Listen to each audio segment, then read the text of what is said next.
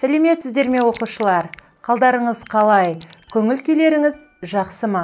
Бүгін сіздермен өтетін сабағымыздың тақырыбы қиялдай алу ерекше қабілет деп аталады. Бүгінгі сабақта тыңдалған мәтіннің мазмұнын түсіну, негізгі және қосымша ақпаратты анықтау, зат есімдердің мағыналық түрлерін мәтін аясында жалғаулар арқылы түрлендіріп қолдану.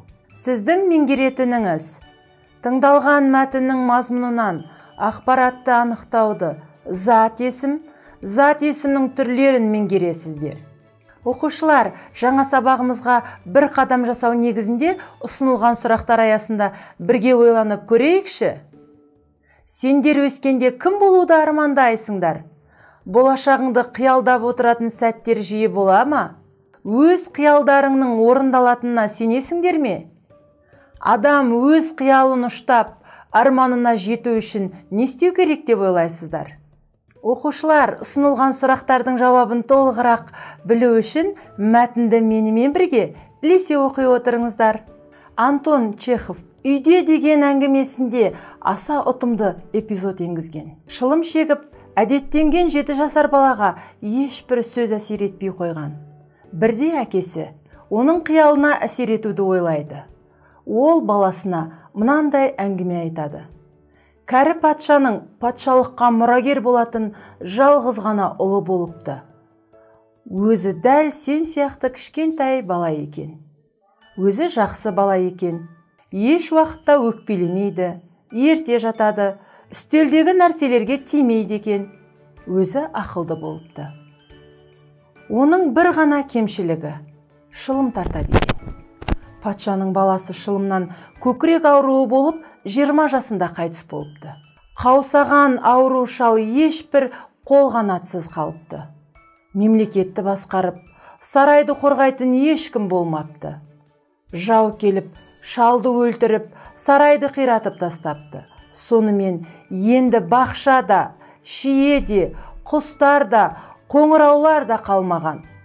Эмоциялы әсерге толы осы әрекеттің күшті әсер еткендігі сонша бала қараңғы терезеге ойланып, сәл қарап отырып, селк етті де. Мұңайған дауыспен, мен енді шылым тартпаймын, деді. Мәтін мазмұны бойынша сұрақтарға жауап беріп көрейік. Балаға әкесінің әңгімесі қалай әсер етті? Әңгіме баланы қиялдауға итермеледі ме? Несімен? Қиял мен шындықтың арақатынасы қандай? Оқушылар, бүгінгі сабағымыздың тілдік бағдарында зат есім туралы ұғым қалыптастырамыз. Зат есім. Заттың, құбылыстың, ұғымның атын білдіріп, кім, не деген сұрақтарға жауап беретін сөз табы зат есім деп аталады.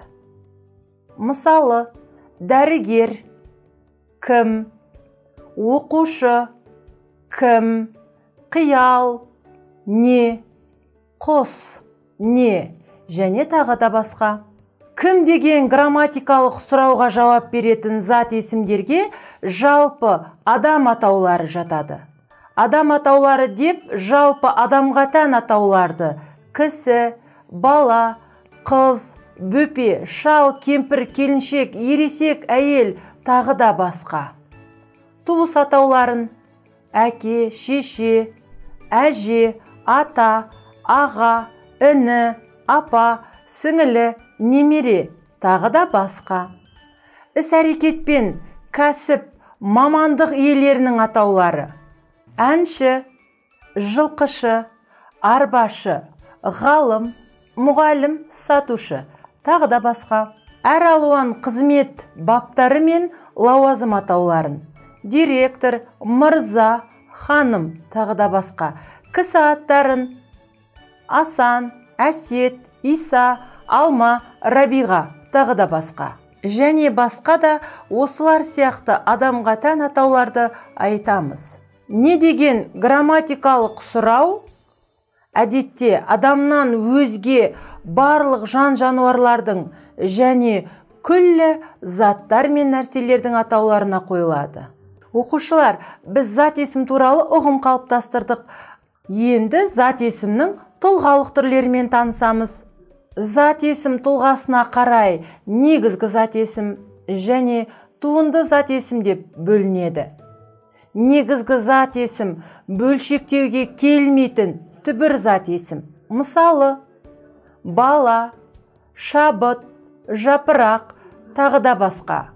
Туынды зат есім түбір зат есімге және басқа сөз таптарына жұрнақ жалғану арқылы жасалған зат есім.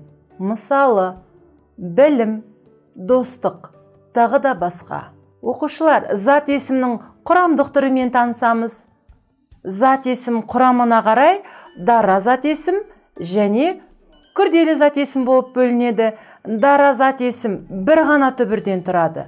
Мысалы, оқушы, баспалдақ. Күрделі зат есімдер кем дегенде 2 я одан көп түбірден құралады. Күрделі зат есімдер 4-ке бөлінеді. Бірінші, біріккен зат есімдер: Жезқазған, Ақтау, Қызылорда, Тасбақа, тағы да басқа. Екінші, қосарланған зат есімдер: ата-ана, ауыл-аймақ, құрбы-құрдас. Үшінші, тіркескен құрама зат есімдер: сөз табы, қазақ тілі, тағы да басқа. Төртінші, қысқарған зат есімдер: ТМД, ақш, қазыпу, тағы да басқа. Оқушылар, алынған ақпарат көзін пайдалана отырып, тәжірибелік тапсырма орындап көрейік. Ұсынылған өлең жолдарынан зат есімдерді тауып, кестеге түсір.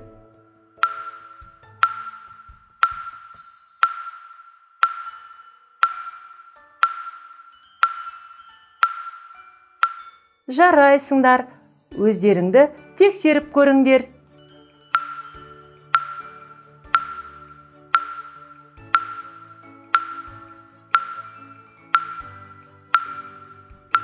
Оқушылар, бүгінгі сабағымызда мәтіннің мазмұнынан ақпаратты анықтауды және зат есімнің түрлерімен таныстық. Бүгінгі сабағымыз осымен аяқталды. Келесі кездескенше сау саламатта болыңыздар.